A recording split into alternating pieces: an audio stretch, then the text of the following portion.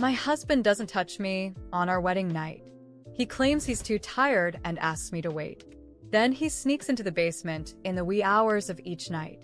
Whenever he returns, he needs to shower to wash away an indescribable smell. I ask him what he does down there, and he tells me he works out. Why would anyone work out in the middle of the night? I can't take it anymore. One night, I decide to sneak into the basement to see what's going on down there. He chases after me and grabs my pajamas, roaring, "Come back up here. I'll divorce you if you step foot down there." Clutching the railing, I began to tremble with anger. My parents had spent a huge chunk of their life savings to purchase this small villa for me as my marital home. This was my home, so why wasn't I allowed to enter the basement? Not just that, but as my husband. How dare he spit such venomous words at me? I took a deep breath to get my fury under control. "Alex, how could you speak to me like this?" Alex kept a death grip on my pajamas. "Honey, let's go upstairs first. I'll explain everything once we get back to the bedroom. Can't you explain things now?" I pointed toward the pitch-black basement. "Why can't I go down there? Do I not have the right to do so? I'm working out these days, and I keep my prized equipment downstairs. However, you can't see them yet." Alex walked to the bottom of the stairs, standing in my way. "Why not?" "Because it's not the right time yet. When the time is right, I'll definitely." My stomach sank. I took another deep breath, trying to calm my emotions. "If that was the case, why did you have to say those harsh things when you came running after me just now?" I just got a little worked up. Besides, you know what kind of person I am. I have a sharp tongue, but I'm a softy inside. Chuckling coldly, I turned to walk upstairs as if a man was capable of having a sharp tongue and a soft heart.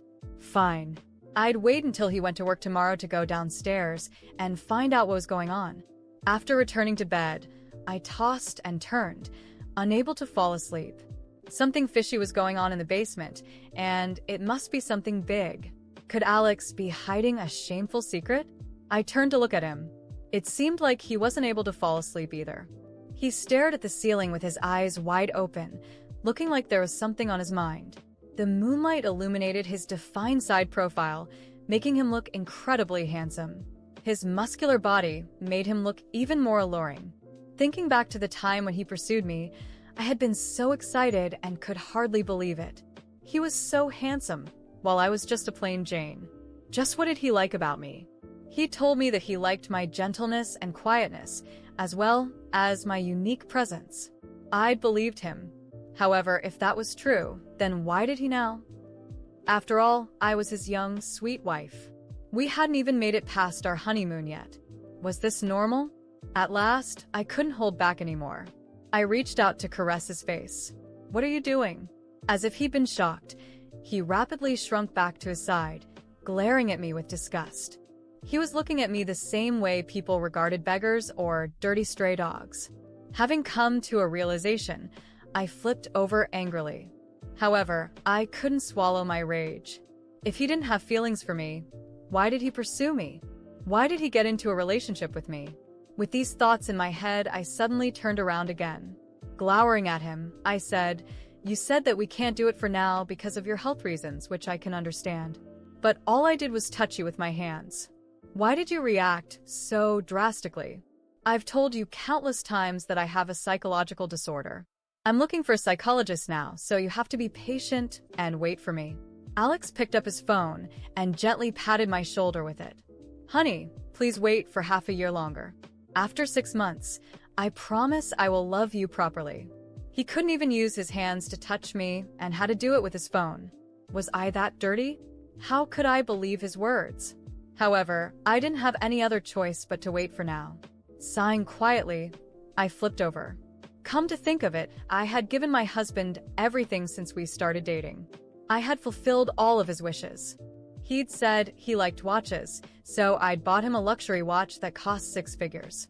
He'd said he liked to travel, so I'd gone around the globe with him.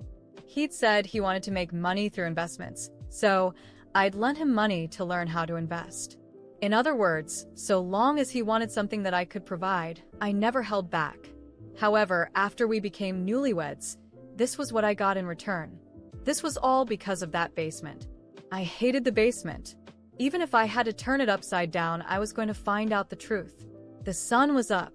As usual, I made Alex's favorite breakfast. Yet he still remained indifferent. He ate quietly without saying a word. To me, it felt like I wasn't his wife, but his maid. After breakfast, I drove him to work. We both worked in sales at the same perfume company. After parking the car, I strode into the office. Once he was gone, I left a colleague with some instructions before quickly leaving the office. I didn't take the car, but instead called a cab to drive me home. Flinging open the main door, I crossed the living room as quickly as I could and rushed toward the basement. However, when I arrived, I was dumbstruck. Scattered across the basement were photos and carefully kept letters, though worn by time. The face of the woman in each picture was beautiful and serene, but it left me feeling uncomfortable, like I didn't belong. She looked happy, caught in candid moments with Alex, the man who was supposed to be my husband. My chest tightened as my eyes scanned the pile of memories from a life I hadn't even known existed. I stopped in front of a framed photo, deliberately tucked away on one of the higher shelves. The frame was simple but well-maintained, as if he had taken care to preserve that moment. In the picture, he stood next to her, wearing a smile I had never seen him give me.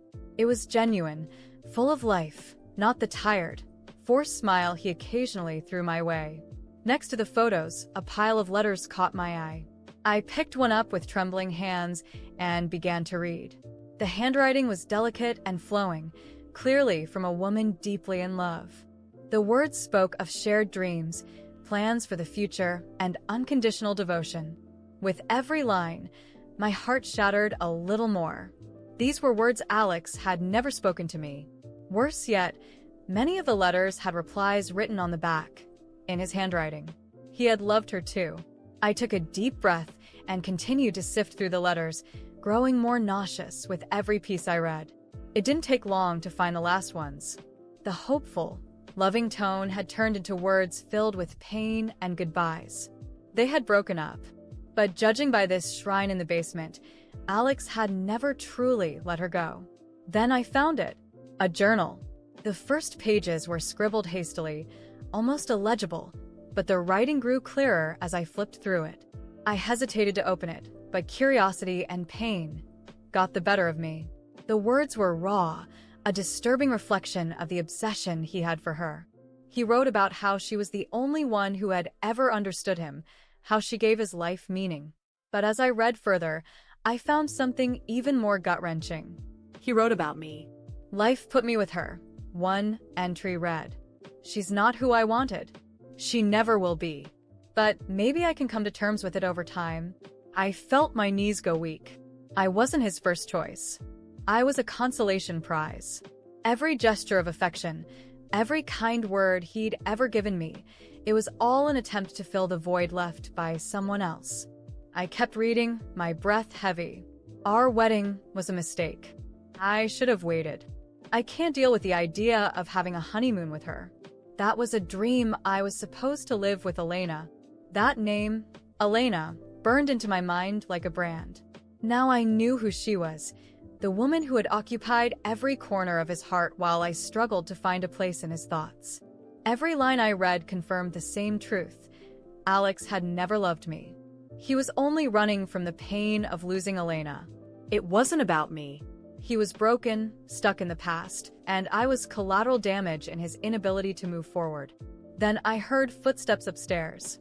My body froze. He was home. Panic surged through me as I quickly closed the journal and put everything back where I'd found it, though my heartbeat was so loud it felt like he could hear it from the next room. I shut the basement door carefully and went up the stairs, trying to act as if nothing had happened. Alex found me in the hallway. "You're still here? I thought you went to work." His tone was neutral, but there was a suspicious glint in his eyes. I forced a smile. I wasn't feeling well, so I stayed home to rest. He nodded but studied me for a few seconds longer than usual before heading to the bedroom. I waited until the door closed before grabbing my phone and texting my closest friend. I needed a plan. I needed to leave. The rest of the day passed in silence. I pretended to be sick, but my mind was racing. He had used me. I was nothing but a ghost in his house, living in Elena's shadow. I couldn't decide what hurt more, the disdain he'd shown me, or the realization that he had made me believe I was the problem all along. That night, when Alex finally fell asleep, I slipped out of bed and returned to the basement. This time, I grabbed the journal and a few of the most revealing letters. This wasn't just about confronting him. I needed to protect myself. This wasn't love. This was cruelty. As I tucked the letters into my bag, I made a promise to myself. This wouldn't end here. I had already wasted too much time with a man who was incapable of loving me. The words from that diary still echoed in my mind as I decided what to do. I needed answers, and I knew exactly where to start. If Elena was the centerpiece of this twisted puzzle, then she had to know the truth. I wasn't entirely sure what I was expecting to find, but one thing was clear. I couldn't keep living in the shadow of a woman I didn't even know, with a man who had used me so cruelly. After some online digging, I found out where she worked. It felt surreal to take this step, but anger and the need for understanding drove me forward. I parked near her office, trying to steady my racing heart. When I saw her coming out, it immediately became clear why Alex was so obsessed.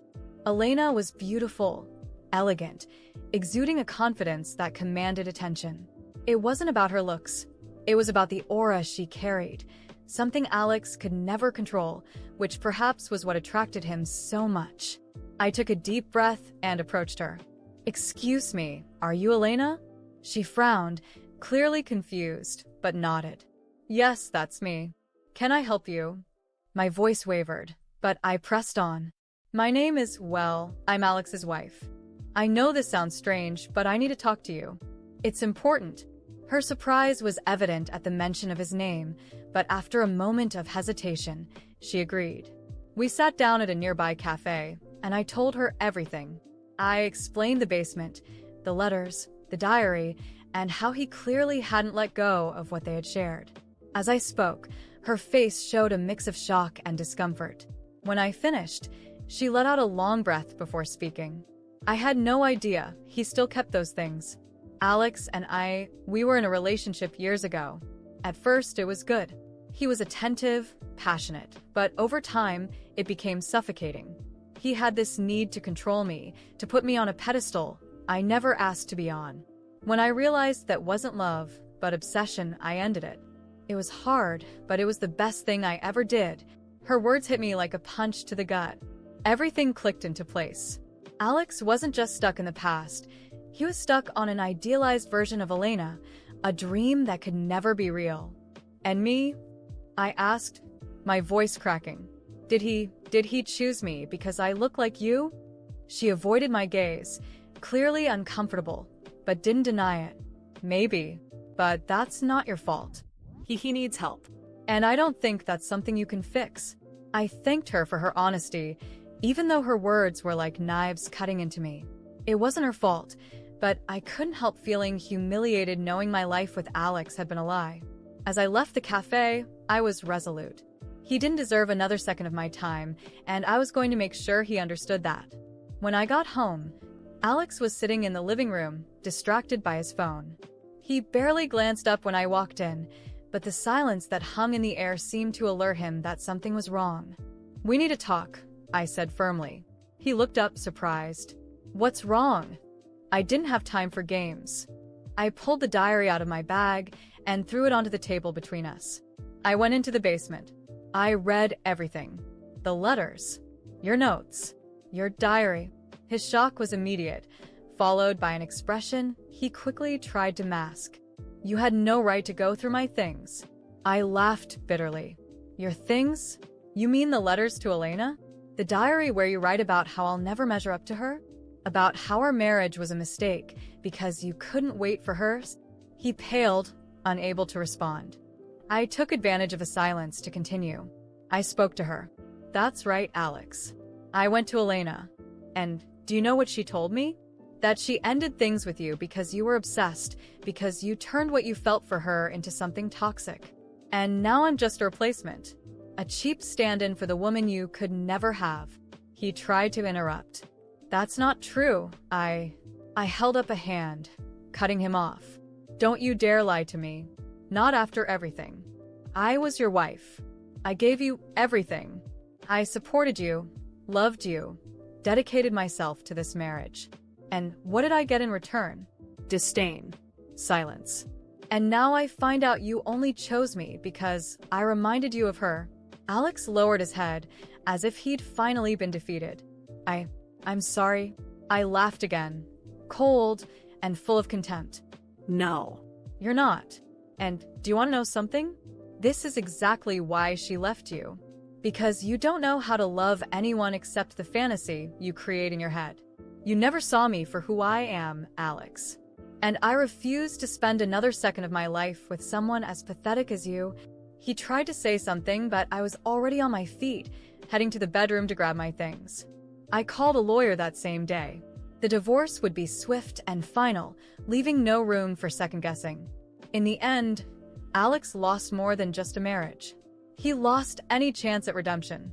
While I rebuilt my life, he remained stuck in his past, alone with his memories and regrets. And honestly, he deserved every second of it.